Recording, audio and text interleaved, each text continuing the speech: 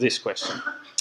Which day of the Lord's ministry do you think has the most written about it in the gospel accounts? This is the easy question. No. That's the answer to the second question, to which you're going to be correct.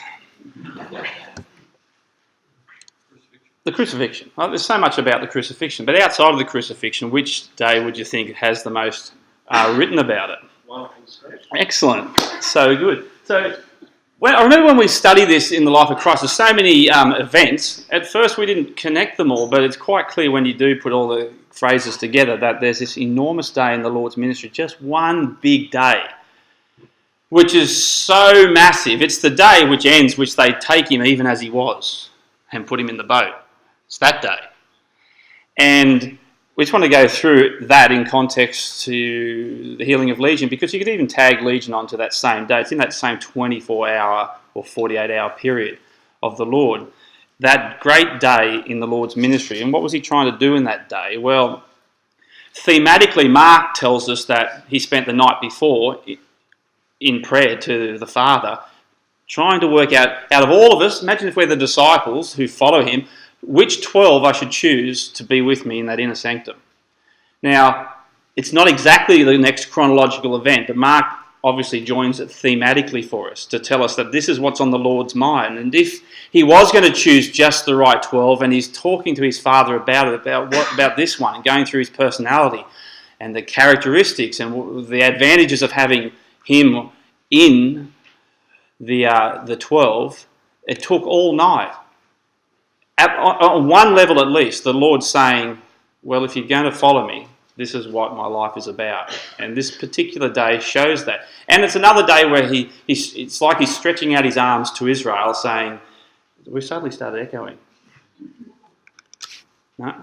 Stretching out his arms to all of his people, saying, come back to me. This is what I am about. Follow me. Listen to my teaching.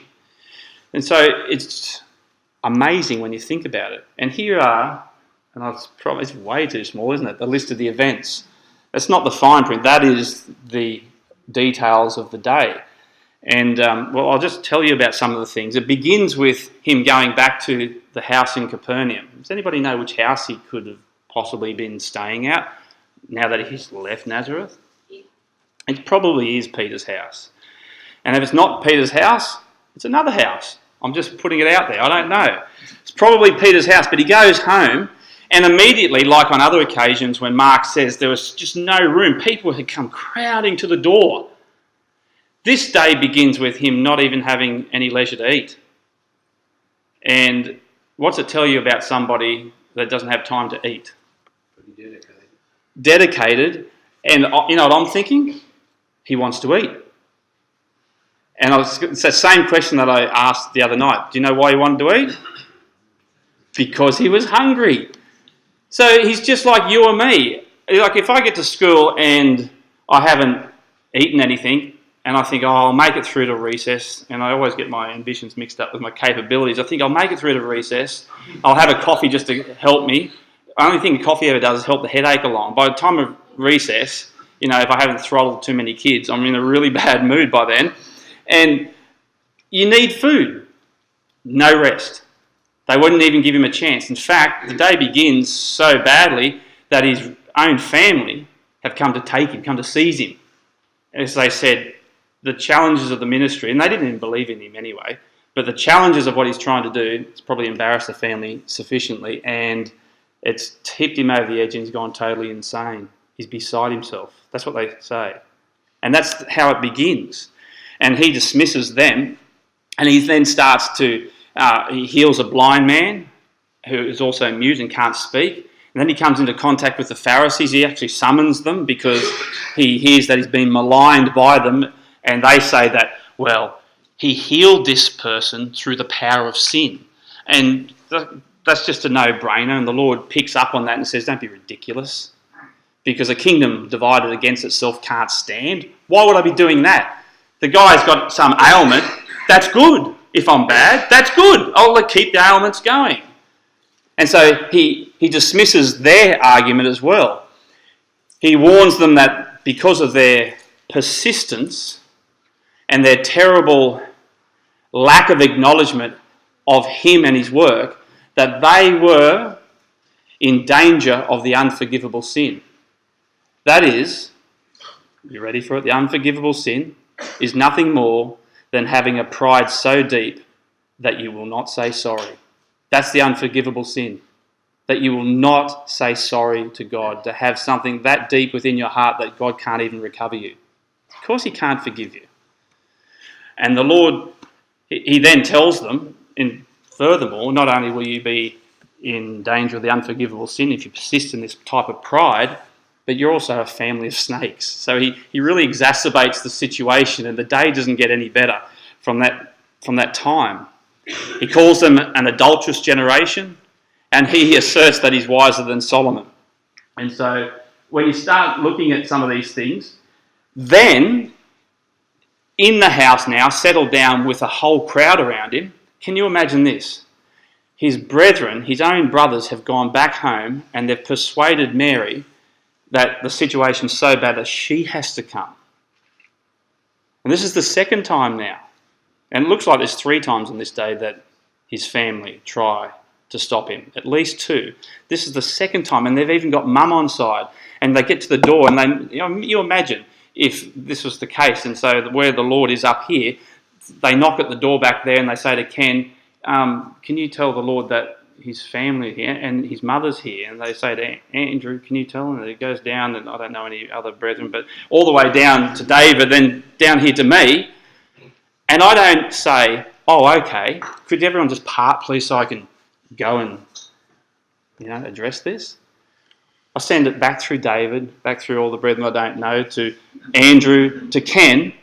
Well, what did he say? All the way he says, well, he just pointed around and said his family's in here. He actually disowns his family in front of all his disciples on that day. That's what the Lord did. And so you start try and understand as well the emotional struggle that the Lord's going through in doing this, in trying to commit himself and stay committed and maintain a path of such stricture in his obedience to God. It's just incredible when you think about it. And at that time, then when he dismisses his family, it says that he left for the sea. And we remember what happened on that occasion. When he gets down to the beach, the crowd surge him. So he's probably up to his ankles and maybe his knees in the water, and it's becoming, if not unsafe, just not practical. So he gets into the boat and he pushes out a little bit. And you have that beautiful scene where they're all sitting up on the beach and the Lord teaches them. And he tells parable after parable. The sower, the lamp under the basket, the parable of the tares, the good seed, the mustard seed. And someone starts to elbow their friend and say, what's he telling stories for? He goes, I know. Have you just got him? He's just been telling story after story after story. It's going on and on. What's going on with all these stories? He hadn't done this before, not like this. And so he talks about, and this is another little turning point in the Lord's ministry. He says, this is why I'm talking in parables for. And why does he talk in parables, brothers and sisters? Why did he decide to do this?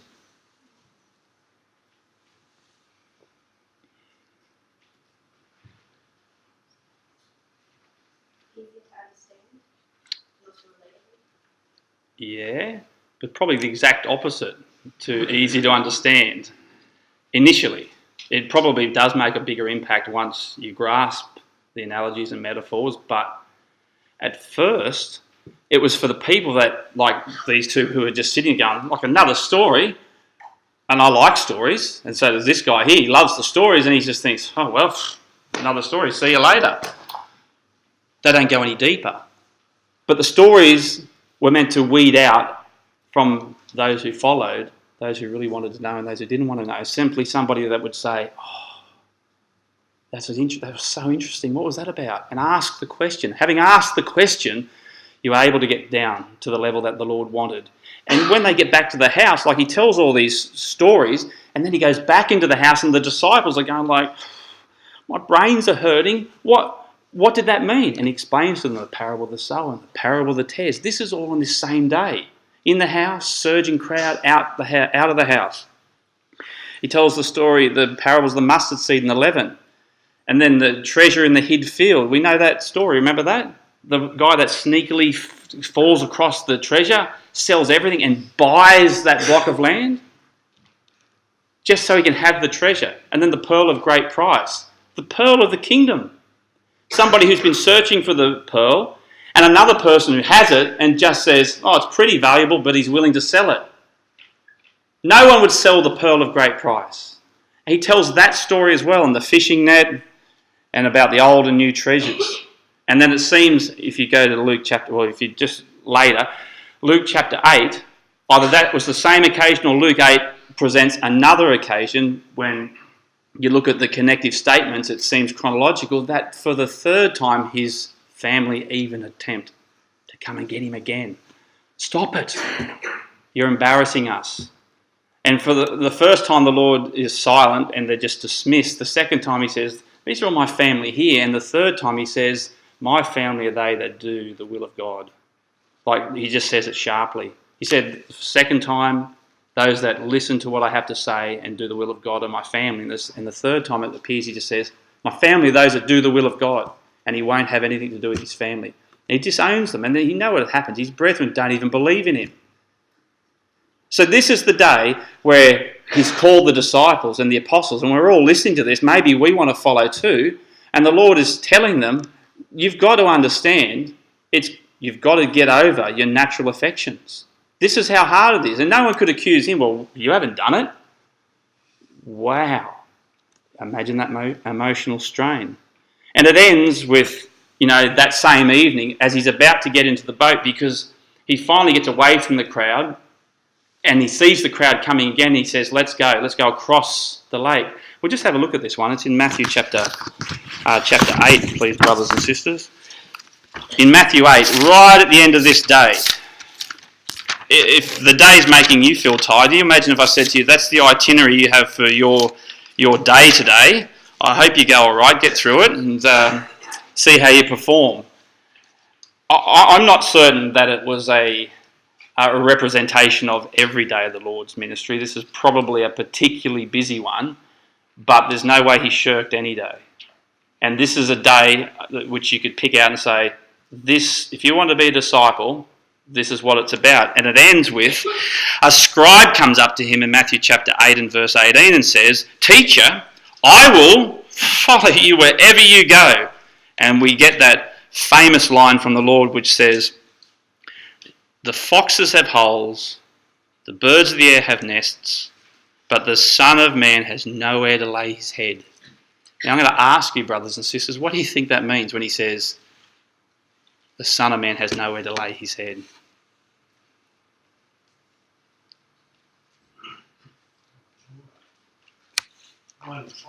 Yes, that's exactly what it means. You look at Christians all over the internet and they say, oh, poor Jesus didn't have a house.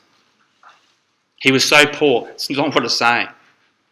He may have been poor, but he certainly had a house to eat in. But what the day started, remember, with not even having enough time to eat.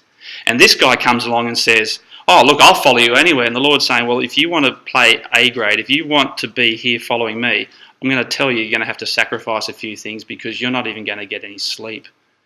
That's what he meant.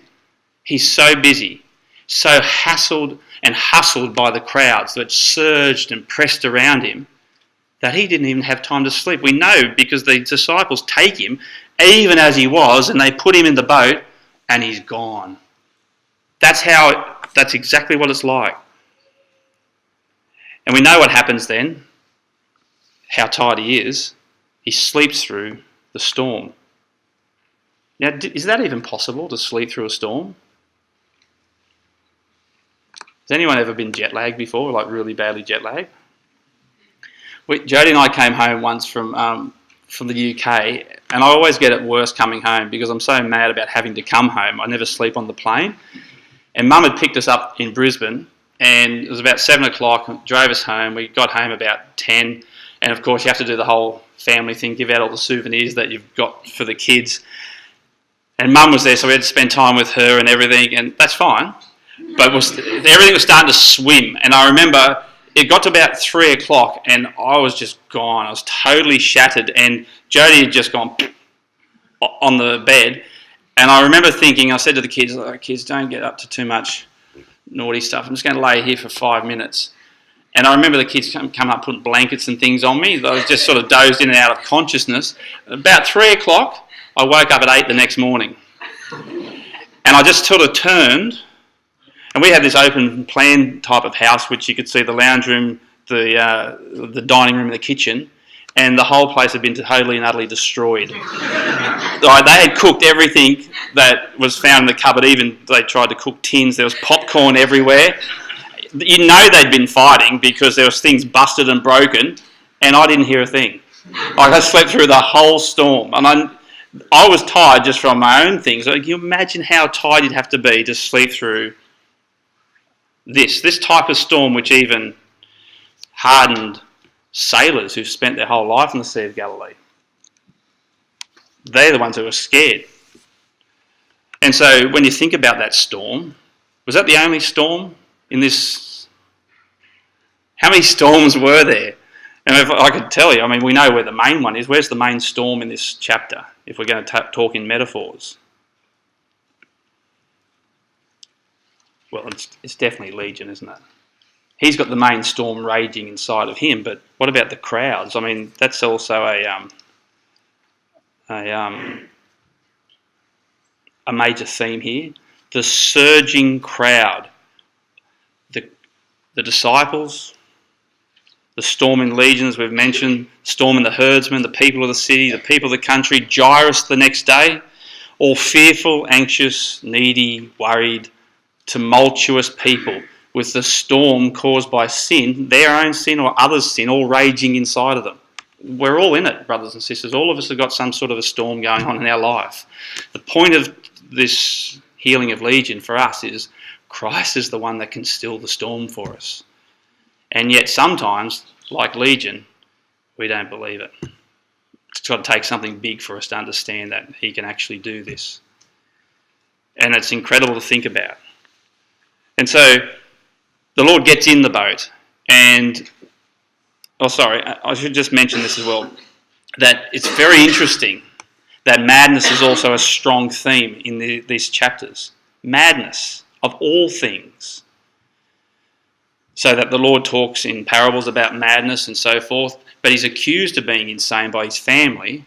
He's accused of being insane by the scribes and Pharisees, and even the disciples say, don't you even care for us? I mean, what's the implication there? Don't you... Haven't I just showed you in everything I've ever done for you that I care, and now you're accusing me of not caring about you? Can you imagine that sort of thing? People saying, heal me, do this, pushing, shoving, accusing you, feed me, take me here, answer me this, what's the greatest commandment, what's that mean? Honestly, does it make you feel like you could lose your sanity sometimes? Imagine how the Lord felt. Sometimes I think to myself that the healing of Legion is a little acknowledgement by his father, just to say, son, this is an insane person. This is what is out there amongst all those people that you're dealing with. You are the only one who is clear-headed. You're the only one that's sane. You're the only one that can still the storm. You are okay. It's an acknowledgement by God, at least on some level, to the son, to see the dichotomy between what it is to serve God untouched by sin. Well, I shouldn't say untouched by personal sin, but he was affected by all of our sins. And so when he gets to Legion, he says, what's your name? He says, we are many. Can you imagine the Lord thinking, I know what you feel like after a day like that? He took on him all of our infirmities. And that's what he was like. He knows what it's like to be pushed from pillar to post. And so where did he go? So he goes across the Sea of Galilee, down to the area of Gadara down there, or Gergesea. It's in that area of Decapolis. And I remember going there, and you can go right to the spot where they say, this is where the herd of swine came down. I don't know, there's plenty of steep places, but it's in that general vicinity, okay? And the storm that the Lord's gone through is now completely, instantaneously and miraculously stilled, because he's got up and said, peace be still. And he's come out of it, and we're going to land somewhere. Now, you're all the disciples in the boat. Just think about this, because there's 2 legions. It's double as bad as what it looks at first glance. Matthew said there's 2. Mark and Luke just focus in on 1. Perhaps the other's ungrateful and doesn't want to go with the Lord. Who knows? But when you think about where we're going to land, you're the disciples, and 2 naked guys come down to the beach, and they're going, and they're swearing and probably fighting and cutting themselves and doing all sorts of crazy things. And I'm there going, don't land here, don't land here, don't land here, don't land here, don't land here. And the Lord says, let's disembark over here. Why does he do that every time? The Lord always does something just to put us off balance. And part of me says, well, he's in control. He knows what he's doing. And 3 parts say, but I could still die. Why are we going to land here on this spot? And he disembarks, and when Legion says to him, in Matthew chapter 12, 8, what have you to do with us, O Son of God? Because the Lord was in the process of trying to heal him. Either the Lord had got off and said, look, I'm going to heal you. Now start to come out of him, O demons, or however he did it. Legion had responded to that. He was scared. He was absolutely scared. I've got a question for you. How did Legion guess to call him the Son of God? Or in the other accounts, the Son of the Most High. How did Legion know about that?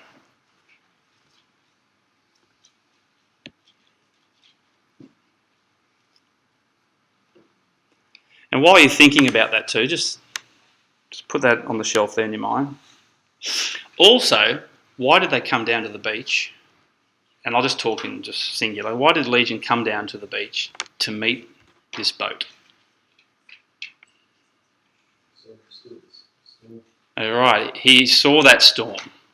And I don't know, I've not been that mad before, but maybe he was looking at the storm and thought, gee, I'd love to be out in that. Or maybe he looked at the storm and thought, I'm glad I'm not out in that. I don't know. But he looked at the storm and saw how incredibly crazy it was, and all of a sudden it just went, and there was an instant calm, and out came a boat. So it's obviously got his attention, because if that boat had anything to do with it, surely Legion, if he's lucid enough to say you're the Son of God, and for reasons which we'll just mention in a moment, surely Legion now is having indicated to him that this person, whoever's in that boat, could probably still his storm. We'll just have a look, if you wouldn't mind, please, in Matthew chapter 4, because this is not the first time Christ has been around in the area of Decapolis. I don't know if you knew this. In fact, I was only looking at this the other day and I thought, wow, you can read something over and over and over again and not see anything.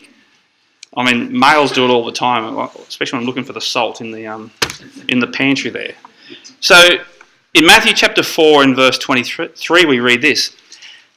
He went throughout all of Galilee, teaching in their synagogues and proclaiming the gospel of the kingdom and healing every disease and every affliction among the people. So his fame spread throughout all Syria, and they brought him all the sick, those afflicted with various diseases and pains, those oppressed by demons, epileptics and paralytics, and he healed them. And great crowds followed him from Galilee and from Decapolis, and from Jerusalem and Judea, and from beyond the Jordan. From Decapolis, that's where Legion was from. Now, is there any chance at all that Legion heard this? Is there any chance that last year Legion was okay and still with his family and friends? Is there any chance, verse 1 of chapter 5, that seeing the crowds and Legion maybe being with them, he went up on the mountain, and when he sat down, his disciples came to him and those others who maybe listened? Did Legion hear him utter the Beatitudes? Did Legion hear him say, you have heard that it hath been said, you shall not commit adultery? Did Legion hear that the Lord said, you have heard that it was said of them of old time, you shall not murder, and whoever murders shall be in danger of the judgment? Did Legion hear when he was talking about casting your pearls before swine. Do you think Legion heard any of those things? I'd like to think that he did. He must have heard something, because nobody in their right mind, now that sounds bad because now you say he wasn't in his right mind, nobody at all would ever suddenly think of, you're the Son of God. I think Legion could have been there. And it's just a suggestion. And it adds to the point, if he was, that when he gets healed, what position do we find Legion in when he gets healed?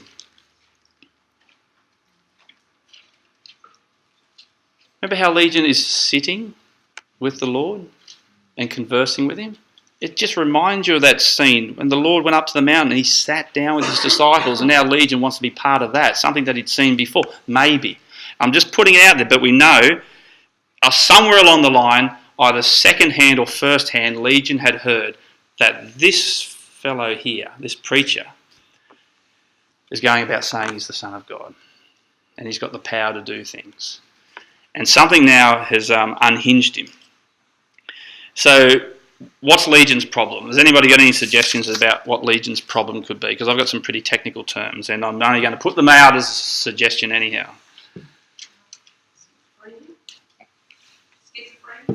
Yep. And caused by what, do you think?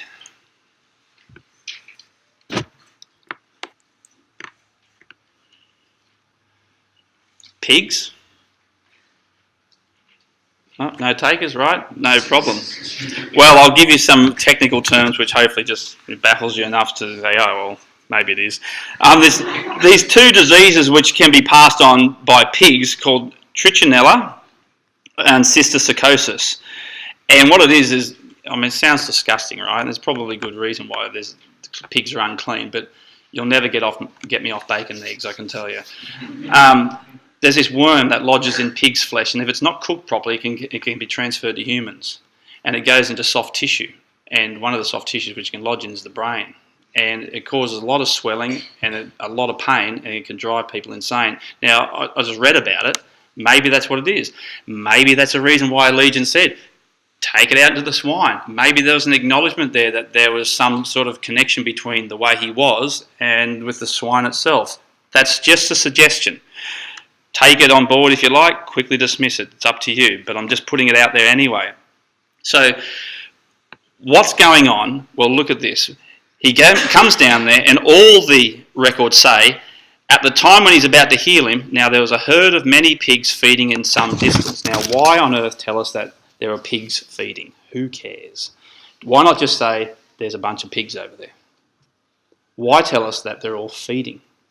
Now, I'm going to put this up, and it may work. Let's see.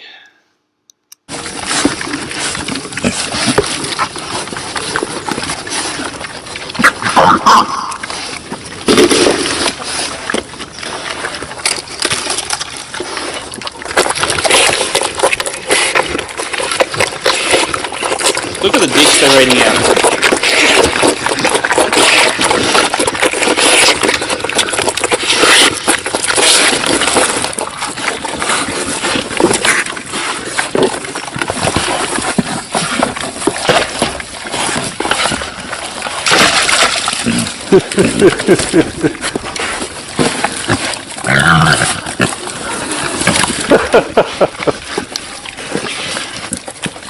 That was the farmer laughing. Now, that's disgusting, isn't it? Imagine 2,000 of them making that squealing noise, gulping their food.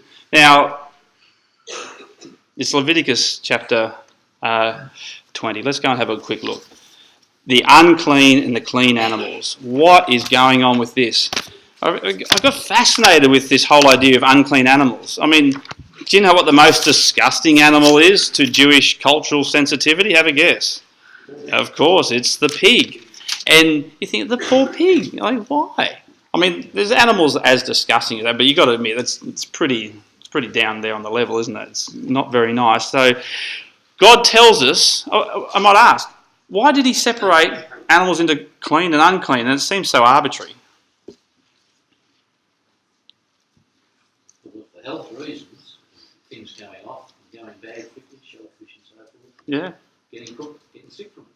Still, there were other shellfish and there were other things which weren't. Marine animals which still go off quickly. I mean, that's probably, you could have some reason there. The scavengers. They're unclean scavengers.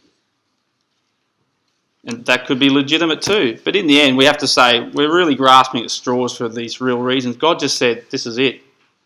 I'm going to bring up the food in front of you, because every day when you go to eat something, which is a pretty normal thing for us to do as humans, every single day when you go to eat something, I want you to be reminded that I've separated humanity into two classes.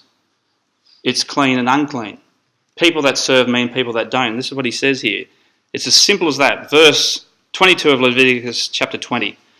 You shall therefore keep all my statutes. I want you to think about them, and all my rules, and do them. That in the land where I'm bringing you to live, that may not vomit you out. And you shall not walk in the customs of the nation that I'm driving out from before you, for they did all these things, therefore I detested them. But I have said to you, you shall inherit their land, and I will give it to you to possess, a land flowing with milk and honey. I am Yahweh your God, who has separated you from the peoples. You shall therefore separate the clean beast from the unclean bird from the clean, and so forth and so on. Now, when you go into it, what was the classification? Now, we all know this. Chewing the cud and the cloven hoof, yes. So, we won't go there, but in Leviticus 11 and Deuteronomy 14, parts the hoof and is cloven. What do you think it represents? That's what it represents. Something or someone who is actually sure-footed and stable in the way of God. That's able to negotiate the terrain between what's good and what's evil.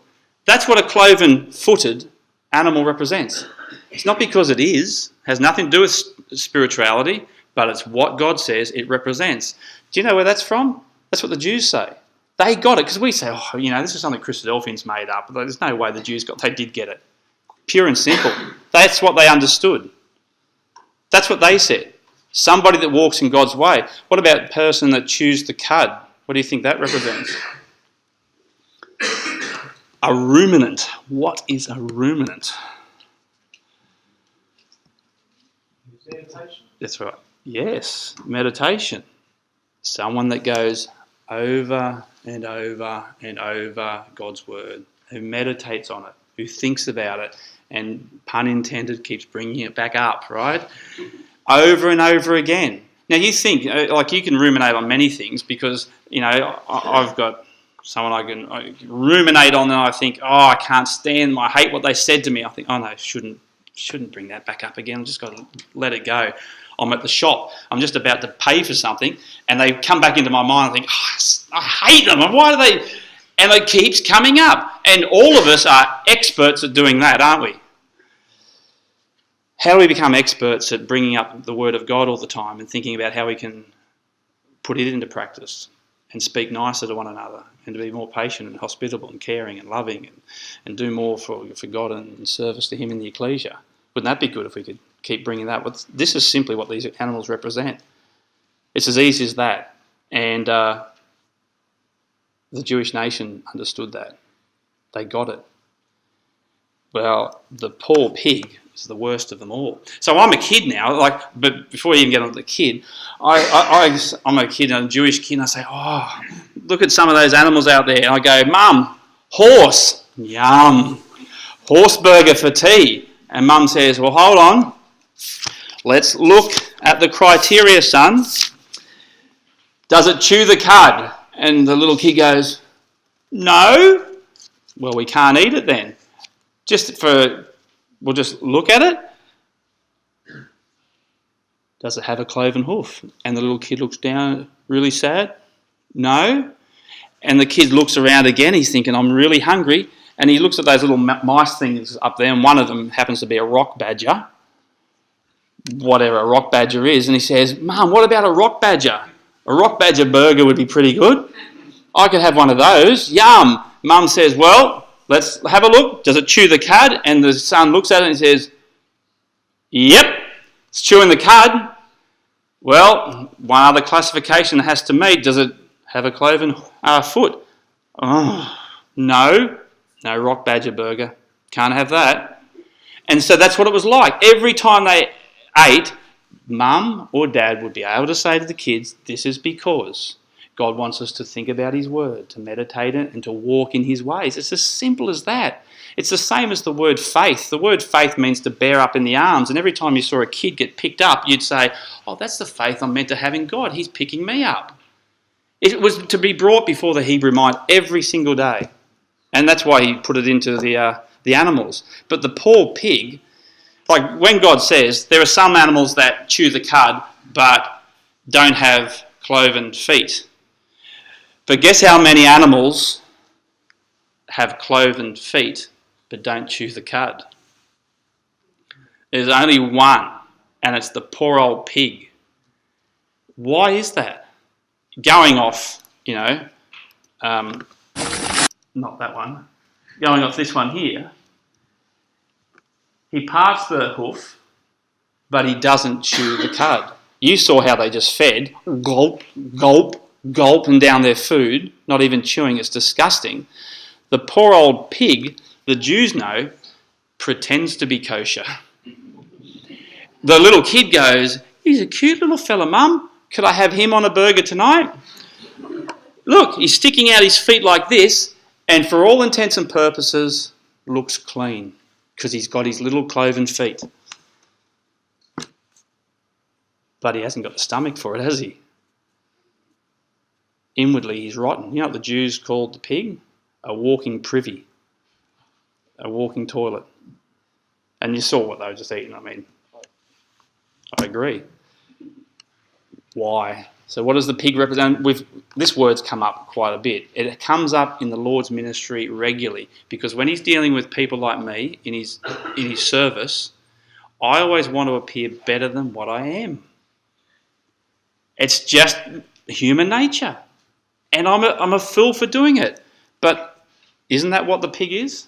Of all things, here's Legion. If he had a disease that was anything related to the pigs, I can't even dream up that it wasn't. I believe it was, because Legion says, you've got to send them into the pigs. Isn't it amazing then that Legion, right in that instance, becomes a symbol of that hypocritical nation and all the death of the pigs as they go screaming down into the Sea of Galilee. Just have a look at Isaiah chapter 65 and think about this big day in the Lord's life.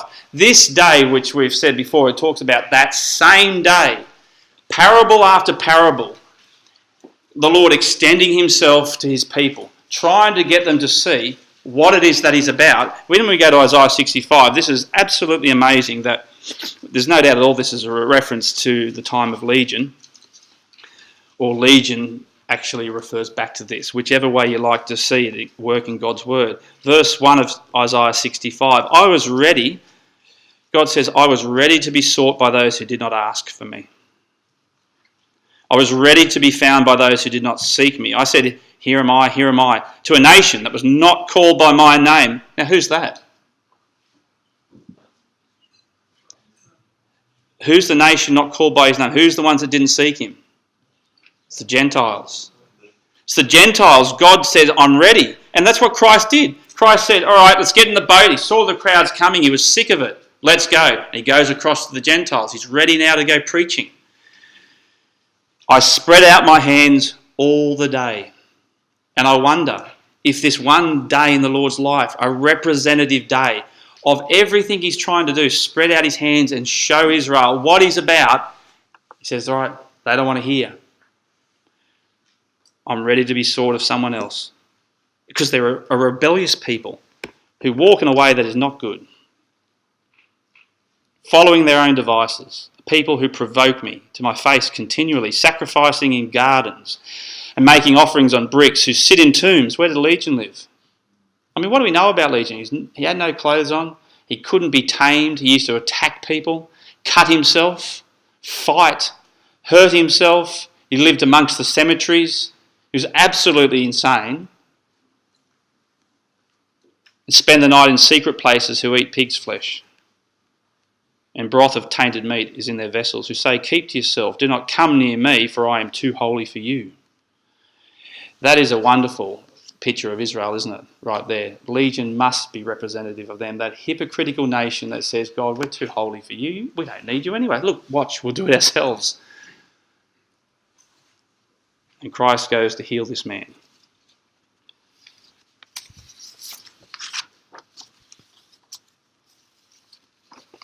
There are other references in Isaiah to pigs if you wanted to note them. Isaiah 66 and verse 3, and in Isaiah 66 and verse 17. And probably have reference back to Legion as well. And so you think about Peter in terms of pigs, and they return. Although they seem like they got cloven feet and they walk the right way, go and wash one, see how disgusting they are, straight back into the muck and the filth. Instantly. That's what they're like. They don't maintain a negotiated path on a way of righteousness. And it's absolutely clear. And so when you think about the Lord when he said in Matthew 7 verse 6, don't cast your pearls before swine. What do we normally say that means? Some people bring it up in terms of preaching. We say, oh no, don't talk to them about the truth because they wouldn't listen. I would suggest, brothers and sisters, that verse has nothing to do with it. If the pearl is something of great value that God's given us, maybe, if I could read this to you, this is somebody that casted his pearls before swine. Not many days later, the younger son gathered all that he had, and he took a journey into a far country where he squandered his property in reckless living.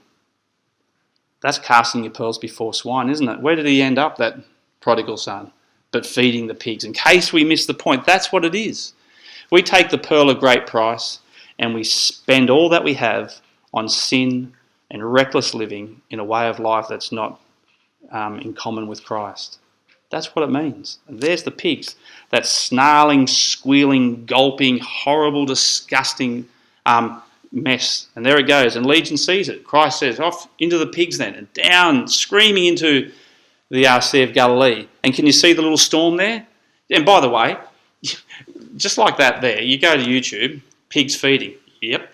There's a site that's got pigs feeding. So I put in pigs swimming. And guess what? Do you reckon pigs can swim or not? Absolutely yes. They're great at swimming. I mean, they're that round. They don't even have to do anything. They just float there. And the little trolley's going, yeah, and yes, it's on YouTube. You can go and see it. So when they all drowned, brothers and sisters, it was miraculous. God did it. And God did it not because, they're drowned now, wow. Legion saw something miraculous happen. He knew that this man had power to calm and still his storm.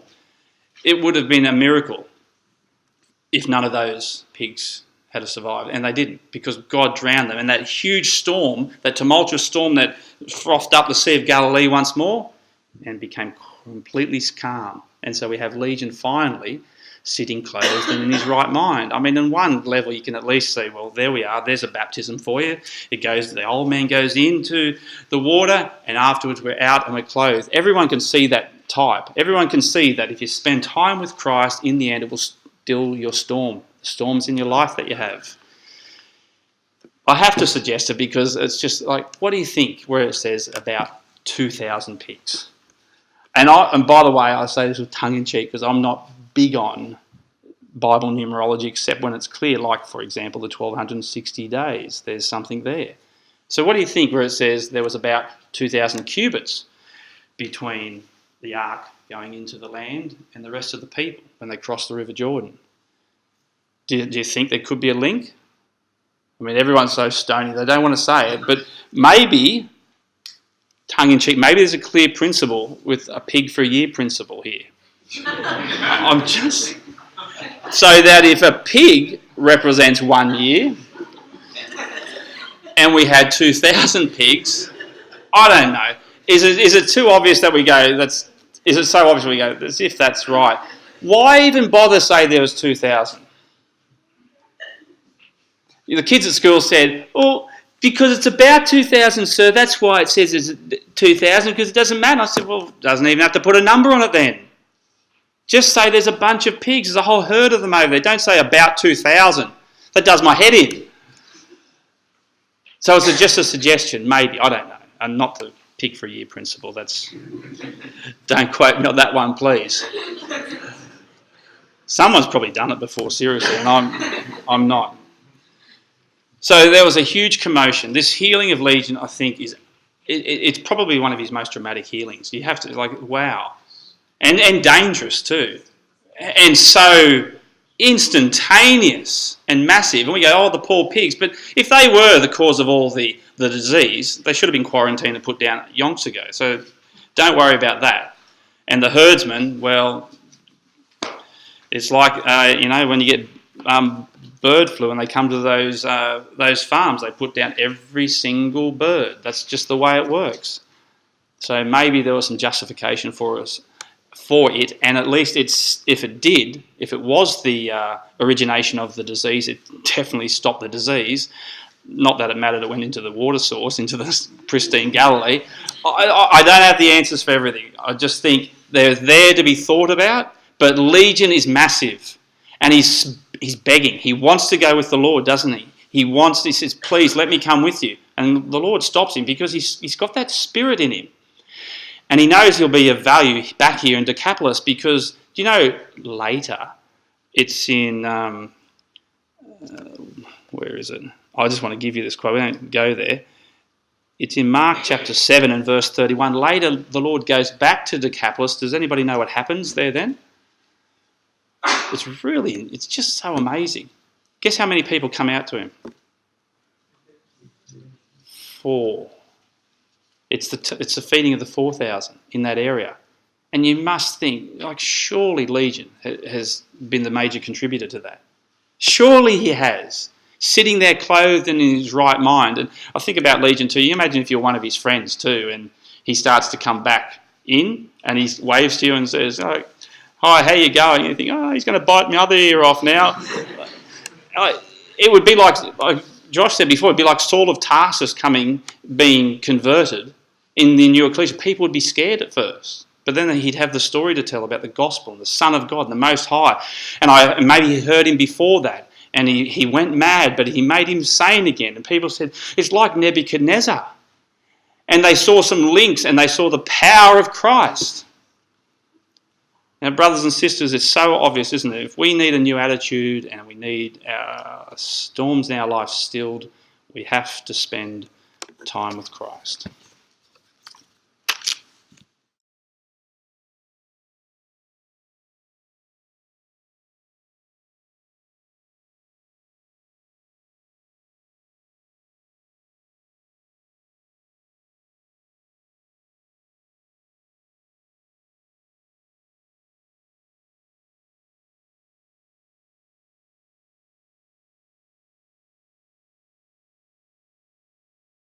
BibleTruthAndProphecy.com is a worldwide collaboration by Christadelphians to help promote the understanding of God's Word to those who are seeking the truth about the human condition and God's plan and purpose with this earth and with mankind upon it. Bible Truth and Prophecy is part of a wider set of online resources provided by Christadelphianvideo.org for establishing just how far removed the true Christian teaching of the first century apostles is from that taught by mainstream Christendom today. BibleTruthAndProphecy.com is very much a standalone website, but benefits from our vast network of sites and resources and social media. Here are just a few of the things that BibleTruthAndProphecy.com offers. We have a good number of written articles supplied to us from brothers from all over the globe. These deal with first principle issues, creation versus evolution, the inspiration of the Bible, and so much more. We have a whole section of video study series. These are studies that have been posted onto our YouTube channel, but because of the difficulty of the search feature within YouTube, we have chosen to host on Bible Truth and Prophecy. So now every video you search for within the site, you can be guaranteed that it will be of a Christadelphian nature. We also have a preaching video section where any ecclesia is invited to download and use or embed these videos within their own ecclesial websites. We also have an exhortation service, where we produce 2 or 3 exhortations per week, which we then circulate to brethren and sisters in isolation. We also have an ever-growing list of approved Christadelphian sites. We also have a page of live news feeds, so you can keep up to date with all the breaking news as it happens. We also have a section for the daily readings. Each day at around midnight we publish all 3 of the daily readings, and then later on in the day we publish thought for the days, often based on all 3 portions of the daily readings. Within each daily reading post there is also a link to enable you to have the Bible chapter read to you directly. We also feature Bible in the News videos which we have produced from the Bible in the News website. We also feature Brother Don Pierce's milestone snippets, which come out approximately 3 times a week. We also feature Andy Walton's weekly World Watch, and other commentaries and analysis from other brethren on world news events. You can also subscribe to the blog and be notified of posts as they happen in real time, and also subscribe to the weekly newsletter, which is provided by Christadelphianvideo.org. Every page and post on the site has the facility to be able to leave a comment or make an observation, so please take advantage of this and let us know what you think of the site.